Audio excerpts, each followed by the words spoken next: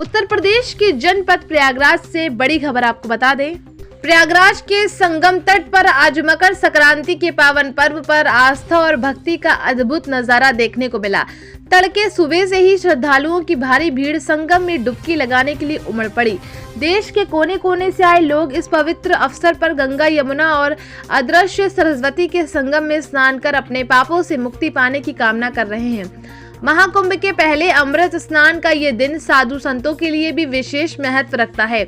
मंत्रोच्चार के साथ पवित्र जल में स्नान करते साधु संतों के दर्शन ने माहौल को और भी दिव्य बना दिया। श्रद्धालुओं का विश्वास है कि संगम की इस पवित्र डुबकी से जीवन में सुख समृद्धि का आगमन होता है। सूरज की पहली किरण के साथ ही स्नान की शुरुआत हो चुकी थी और अब तक करोड़ों श्रद्धालु पुण्य की प्राप्ति के लिए संगम में स्नान कर चुके हैं।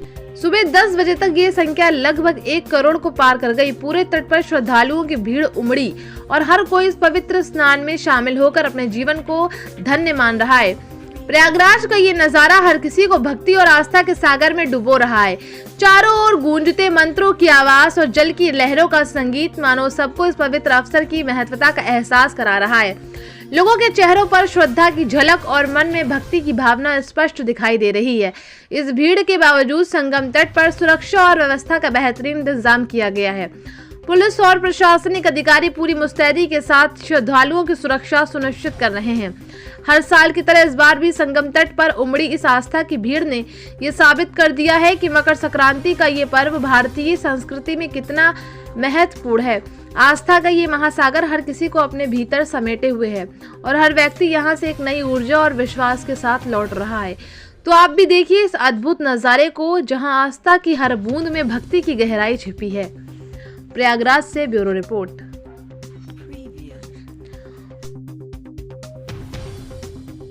भक्तों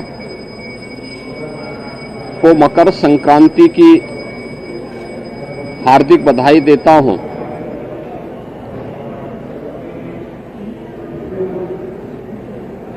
मकर संक्रांति भारत के पावन पर्व और त्योहारों की श्रृंखला का एक ऐसा पर्व है जो जगत पिता सूर्य के प्रति कृतज्ञता ज्ञापित करने का एक उत्सव है। पूरे देश के अंदर अलग अलग नाम और रूपों के आधार पर इस पर्व को सनातन धर्मावलंबी बड़ी श्रद्धा के साथ इस आयोजन के साथ जुड़ते हैं।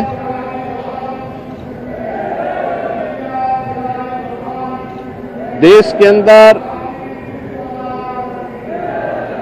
उत्तर हो, दक्षिण हो, पूरब हो, पश्चिम हो, पूरे देश के अंदर अलग अलग नाम और रूपों में इस पर्व को